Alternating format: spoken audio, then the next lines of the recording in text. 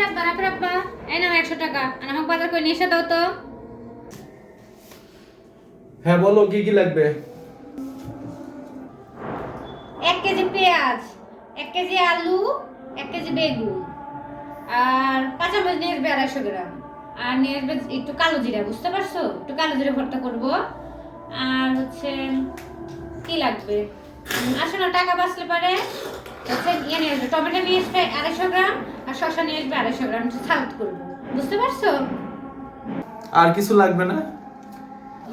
ও হ্যাঁ হ্যাঁ মনে পড়ছে, যদি টাকা বাঁচে এখান থেকে আরেকটু সিম নিয়ে এসো, বুঝতে পারছো? সিম খাইতে মন গেছে অনেকদিন হলো। তুমি বাচ্চাকে নিয়ে রেডি হও, আর আমি বাজার করে আসি।